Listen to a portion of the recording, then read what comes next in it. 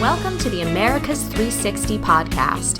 Get the inside scoop and the outside perspective on the latest developments from Canada, Latin America, and everywhere in between. Americas 360 is a production of the Woodrow Wilson International Center for Scholars.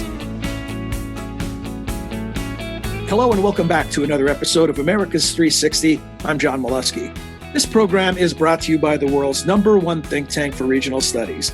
And Americas 360 is a collaboration among the Wilson Center's Argentina Project, Brazil Institute, Canada Institute, Latin American Program, and Mexico Institute. Well, with a new U.S. president in office, it's a time to revisit long-standing relationships to see what might change as new policies and attitudes emerge.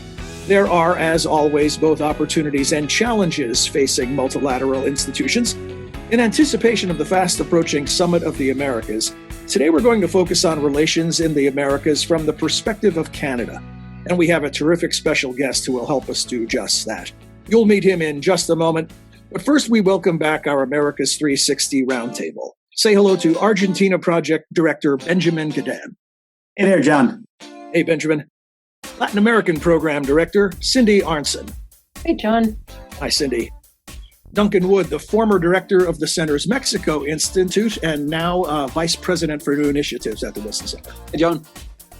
Brazil Institute Director Ricardo Zuniga. Hey, John. Hi, Ricardo. And we welcome a new member to our team this week, the new director of the Wilson Center's Mexico Institute. Say hello to Andrew Rudman. Hi, Andrew. Hey, John. Great to be here. Great to have you as well. This week's special guest spotlight segment will be moderated by the Canada Institute's director, Christopher Sands. So, Chris, over to you, and you can tell our listeners who'll be joining us today.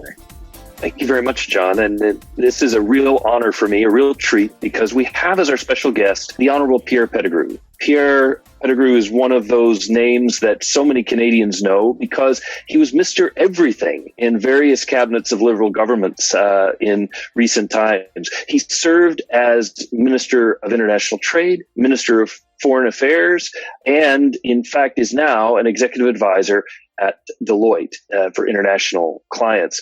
Most intriguing, he also represented the riding that Justin Trudeau, the current Prime Minister, now represents. So he has his finger not just on the pulse of international relations and of Canadian politics, but also on the good people of Papineau, which is a very important insight. Pierre, welcome. Thank you so much for doing the interview.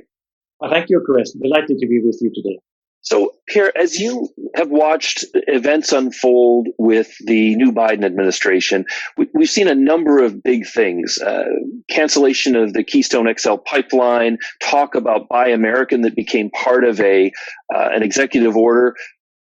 But at the same time, Justin Trudeau got the first call that President Biden issued, and they're planning to have the first meeting President Biden will have with a foreign leader with Justin Trudeau. What do you make of the early days of the Biden administration and the outlook for what we may see coming from them for Canada-U.S. relations? Well, fundamentally, Chris, what I do see is a very strong policy alignment. If you look at the Biden administration and the Trudeau government, you have remarkable policy alignment. Similar to what we had between Clinton and Chrétien at the time when I served in the cabinet, but that never existed between Obama or Harper. So these should be good years because of this policy alignment on so many issues. The other element that I find is the predictability of not only of President Biden, but of his team. The people he has appointed are well-known individuals who have deep government experience. They're people who like governing. A bit like liberals in Canada, like governing, which you did not have in the previous administration, who was very suspicious of deep Washington and the deep state and this and that.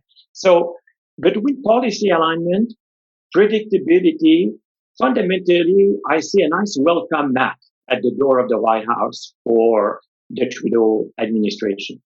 Looking a little bit at foreign affairs in particular, there's maybe no bigger issue in Washington or in Ottawa than the relationship with China. Obviously, Canada is caught in some ways in the middle of a great power competition or a rivalry between the U.S. and China. How do you see that changing now that President Biden has taken over from Donald Trump? Biden has evolved over China. Sometimes I hear Americans who say, oh, the Obama administration was too naive about China.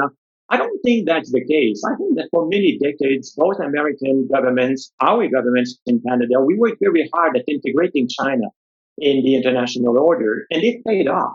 China contributed to the growth of the world economy significantly. What has happened, however, is that when President Xi arrived, he really became far more nationalistic, and he not only stopped the reforms of the economy in China around state capitalism, but he, on the contrary, reneged on some of the reforms that earlier administrations in China had committed to for joining the WTO. So things have changed, and Biden will have no choice but to challenge many capitalism practices of China. And unlike President Trump, who chose to do it on a one-on-one, as a matter of fact, not only did he throw sanctions at the Chinese, but he also threw sanctions at Canada and the European Union. And Biden will use the alliances, the old multilateral alliances that the United States worked hard at building for 75 years. NATO and, working with the Germans and the French and the Brits and Canadians and Japanese.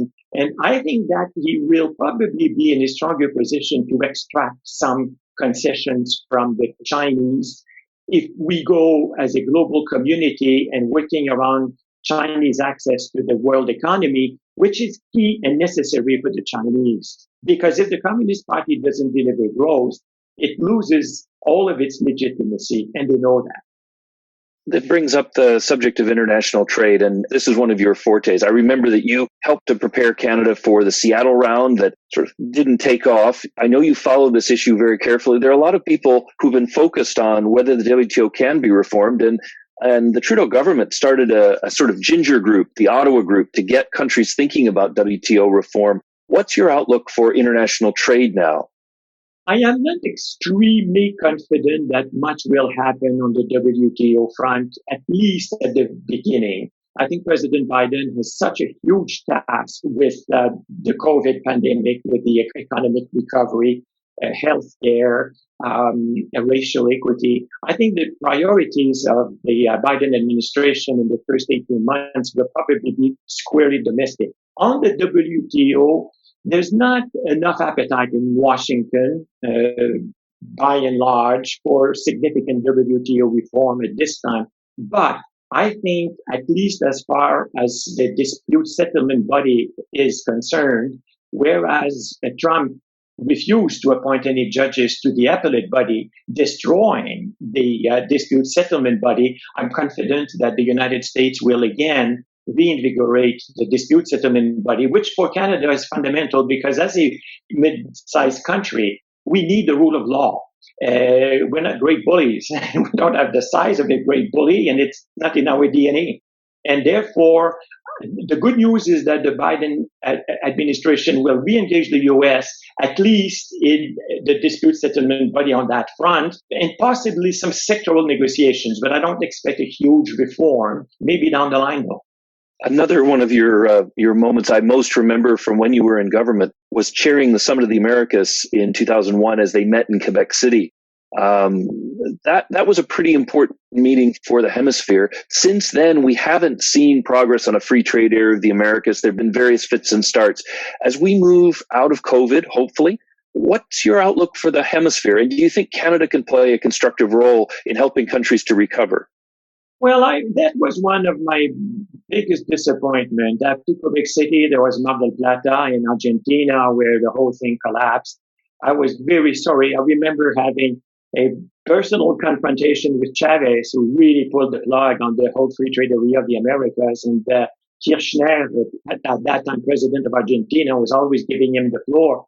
And between he and I, we had I sat in the Canadian chair at that time. However, I don't find there is much momentum there's no great appetite to resume these negotiations at this time. Unfortunately, I regret it, but I think we will have to wait some more time for a more global effort on that front.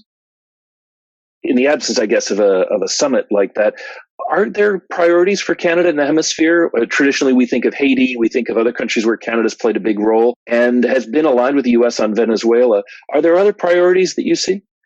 Well, on the business front, Chile is a country that we are very close to. Even the firm where I work now at Deloitte, Chile and Deloitte Canada are one single firm. We're totally integrated with the Chilean firm, and there's a lot going on, as you know, in the mining sector between Canadian mining companies and Chilean mining companies. That's the one country where Canada obviously also has a bilateral free trade agreement. It is a country that is a very high priority for the government of Canada. Now, on humanitarian ground and political ground, clearly we're very committed to the Organization of American States, extremely preoccupied by what's happening in Venezuela.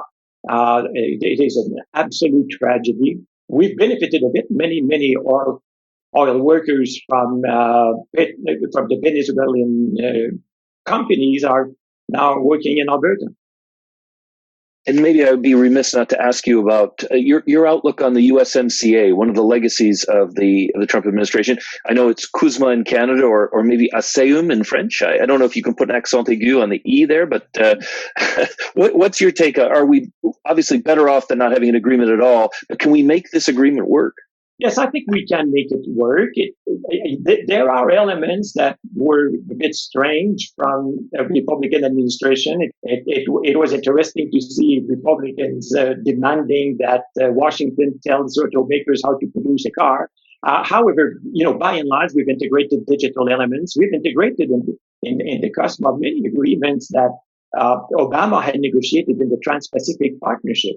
Ironically, we recuperated much of the work done at the Trans-Pacific Partnership that the United States had agreed with under Obama that Trump pulled out of, but we reintegrated them in the CUSMA and to the satisfaction. Now, that should work, Chris, because, as you know, we worked with Nancy Pelosi. We needed the support of the Democrats in the House under Trump for this. And we got the support of the Democrats, many governors, including many Republican governors. So it'll work. It'll work. My colleague, Cindy Arnson, has a question about the Trans-Pacific Partnership. Cindy, please go ahead. I was wondering, Pierre, how has the TPP sort of moved along, if at all, since, the Trump administration pulled out? Because, I don't think any of us senses a great deal of eagerness on the part of President Biden to rejoin. I think that, the domestic politics of free trade right now are very complicated. But has there been any forward movement in the TPP? Oh yeah, we were 12 when the Obama administration was there and involved. Now the other 11 countries, we've signed it, we've ratified it, and we're implementing it now. And it is going places. It is a pretty significant agreement that for us is very helpful because it gives us privileged access to the Japanese market, for instance, that we did not have as Canadians. So, in my view, this is the biggest blunder of the Trump administration because Obama had understood that Asians need a counterweight to the rise of China on their own continent. And the TPP was a very good counterweight to China's rise in a constructive way, not only confronting and humiliating, but building networks of trade and networks and investment privileged by the TPP, improving digital connections and all that. So if you are to challenge China, and I think we all agree that we should challenge it, we at the same time don't want to totally sleepwalk towards a Cold War. We would be losing a lot for humanity, in particular when we come to rebuild the economy so badly damaged by the COVID. If you want to rebuild the economy in the United States, you can't have a Cold War with China because to get the economies again, you need to have people run to Walmart. and if the washing machine costs $100 more and your smartphone $200 more, you will not have the economy going again. But I agree with your analysis that unfortunately the United States will not reintegrate the TPP. I have to say, from the first time I started watching you on the international stage, I was impressed, and you haven't lost a tick. I'm very impressed. Thank you so much for coming and spending a little time with us on America's 360. Well, thank you for having me. I'm a great admirer of the Wilson Center, and I'm honored that you've invited me today. Wonderful. Thank you very, very much, Pierre. Thank you, Chris, and thank you, Pierre. When we return, you'll hear more from our roundtable. You're listening to America's 360.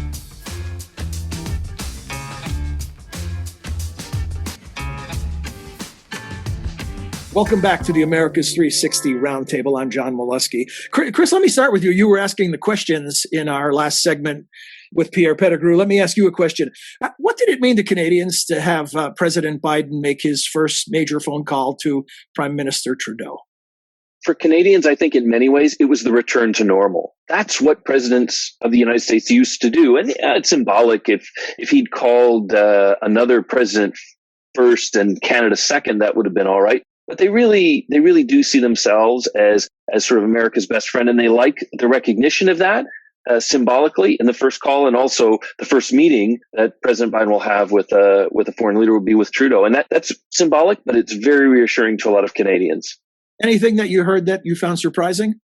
No, except that Pierre Pettigrew is someone who has been on the international stage and done very well in business, and it just always impresses me that events going back to the Seattle Ministerial for the WTO, which of course was famous for people protesting in the streets and the round never got off, or trying to chair a Summit of the Americas in the aftermath of 9/11. I mean, it was really an amazing political career, but he recalls the details and gets it right. Very impressive figure. Canada has some impressive ministers, and he's one of them. Well, so let's flip the script, and we've looked at things from the Canadian perspective. Let's look at Canada from the perspective of the rest of the Americas. And let's talk about how you see Canada's footprint or presence, regionally speaking. Cindy, can we begin with you? Any thoughts you have in that regard? Sure. Thanks, John. I think for a lot of countries in Latin America, Canada is the non-U.S.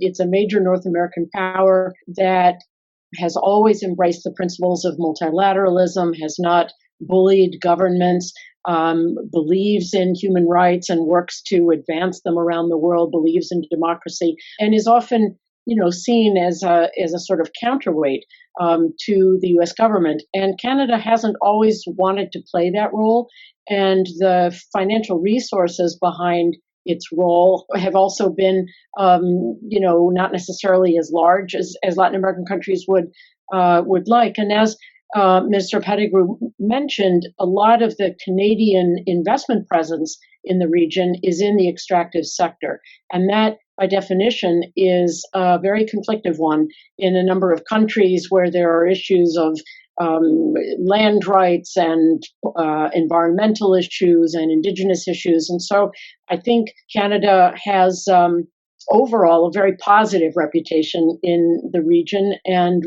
sort of sector by sector, you have to break it down. Benjamin Gooden. I think Canada has been, of late, a surprisingly important player in foreign policy in Latin America, in part because the U.S. was not playing the productive role, in particular on the two biggest crises in the region, which are, the Venezuela crisis. Canada is a member of the Lima Group, which is a group of mostly Latin American governments seeking to solve the political and economic crisis in Venezuela, but also in its relationship with Cuba, that it has maintained consistently throughout all of the dramas between the United States and Cuba, and particularly the relationship between the Trudeau family and the Castros. It's been able to be a diplomatic bridge in both cases in trying to solve really knotty foreign policy problems, neither of which, of course, have been solved. But now that I think there'll be more foreign policy alignment, as our guest referenced, it'll be easier for the United States, I think, to use Canada as a force multiplier in solving both those really difficult challenges. Ricardo.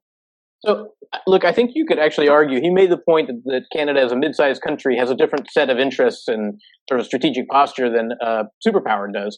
But this may be the time, the age for mid-sized powers to play the role that Benjamin just noted. That I can attest to the fact that you see Canadian activism being much greater in the field. They took advantage of what they saw as a U.S. withdrawal from the field in some cases in the Americas and other parts of the world. And I think they are seen as somebody, as a diplomatic power that is perfectly content to bring a greater level of activism and engagement and dialogue than was the case in the past. That's good for the United States, because we are in he described the beginning of one of the most difficult recent periods in U.S. Relations with the Americas at Mar del Plata. But in fact, if the ideological overlay has eroded since Mar del Plata to some degree, the level of complexity and fragmentation in the Americas has not. In fact, not only is there not appetite right now for a major effort of that along trade route lines, there are very few areas where you can bring countries together with any degree of unanimity, and Canada is an important player in helping us get to a better position. Andrew Rudman. Those are interesting points, and one topic we didn't quite get to is Chris asked about USMCA in more general terms, but I think it will be interesting to see the role that Canada plays vis-a-vis Mexico. Cindy referenced mining, which is obviously a sector that Canada is very active in Mexico for reasons related to energy policy. Mexico seems to be shifting back to emphasizing coal more, and that will, I think, create some interesting challenges for Canada. There may be Canadian mining interested in that, but obviously there's a contradiction there to some of the environmental protection issues that Canada is involved in. So I think Canada will play the role it often plays that Cindy described, but I think with Mexico, given its own commercial interest, it'll be kind of interesting to see where that plays out in the next few years. But Duncan, just so you know, Duncan will be joining us from time to time. He is now serving in the role of Vice President of New Initiatives at the Center. And Duncan, you had a chance to listen in on some of Chris's interview with Pierre and the discussion of the roundtable. What thoughts would you like to add to the discussion? Well, I'd like to first of all build off of some of the things that Andrew was saying. And, for a number of years in a distant past, I ran a Canadian studies program in Mexico, which was a very peculiar thing to do. And the question that we always had was, where's the beef? There was a lot of nice words. There were a lot of interesting things that were said. And people say, oh, Canada's an important counterbalance to the United States, when it was patently untrue. Because Canada simply cannot counterbalance the United States. And when it came to the importance of the relationship, Canada was an important trade partner for Mexico, and it had exponential growth, but it was still minuscule compared to the trade between Mexico and the United States. And I think you see that throughout the region. Cindy's absolutely right in pointing to the importance of the extractive industries. But there are other industries, of course, where Canada has had disputes, and Ricardo will remember very well the dispute between Bombardier and Embraer. Canada has adopted a sort of an economic nationalist approach or a mercantilist approach at various points in the past in the region, defending its interests and promoting its interests.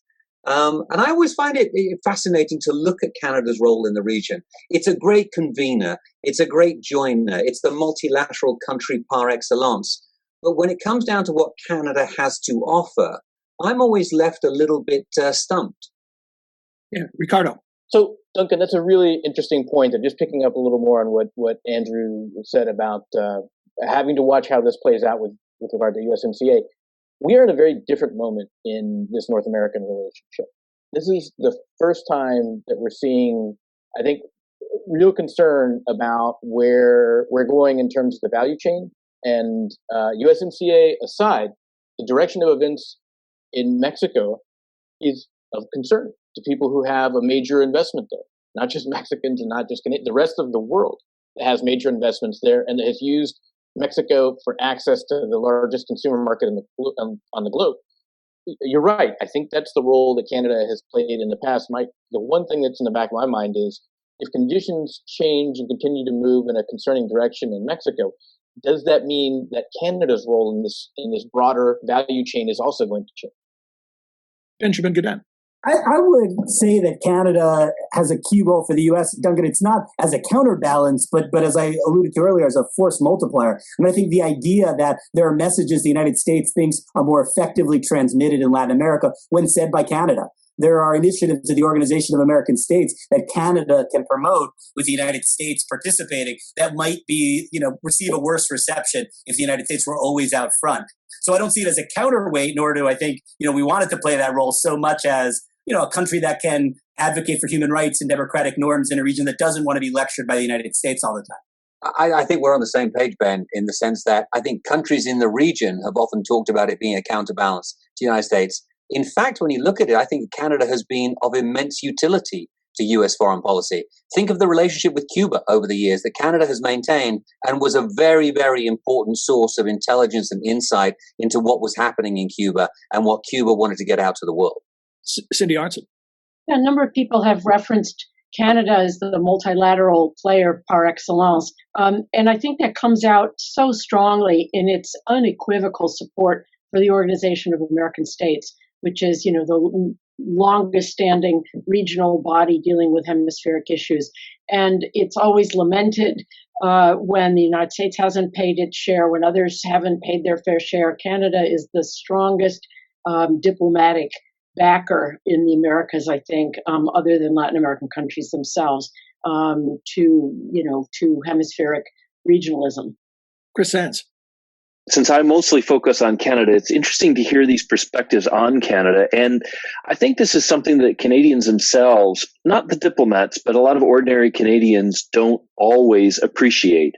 The U.S. looms so large in Canadian life. It's like a giant mountain, and everybody's on the other side of the mountain, all the Latin American countries, and they don't appreciate the esteem to which they're held, the hopes that people put in their diplomacy. They focus on the U.S., they focus on what they do and how it affects the relationship with the U.S., but what we've seen just in my lifetime watching Canadian foreign policy is it has gradually become more confident, asserting its own point of view, not against the U.S., but a voice even if the U.S. isn't on the same page. And that took a long time to develop. And I think what you hear here from all of our colleagues is a recognition that Canada is a player, can have its own voice, and it isn't just an echo chamber for the United States. And I hope that this broadcast will bring that message home to a lot of our Canadian listeners that the world is ready for Canada. Does that desire or that growing confidence, does that translate into a desire to lead? Is Canada looking to play a larger leadership role, or is it happy to be a good partner? Well, I raised this with regard to the WTO Ottawa group that Ottawa convened to try to get countries to talk about how we could do WTO reform. They were the convener, and they wanted to be the convener to start that conversation anew. They were instrumental, actually, the Paul Martin government that Pierre Pettigrew served as foreign minister for, in setting up the G20. So Canada is capable of leading, but as a mid-sized country, it wants to lead with a group. It wants to bring others to the team. It doesn't feel it can change everything by itself, but it does feel it can be the spark plug that keeps the international engine humming. And I salute them for it. And honestly, I just don't think a lot of Canadians appreciate just how valued that is around the world. Andrew Rudman. Picking up on what Chris was just saying, I kind of wonder if the U.S. decision not to be in TPP kind of gives Canada an opportunity to lead that it would inevitably have been overshadowed by the U.S. if the U.S. were not, if the U.S. were in TPP. So maybe it does give Canada a different route, a different opportunity. Any thoughts on the emergence of Canada, the growing role of Canada, not just in the region, but in the world? Does that sort of nudge China, I should say, I'm sorry, not Canada. Does that sort of nudge Canada aside?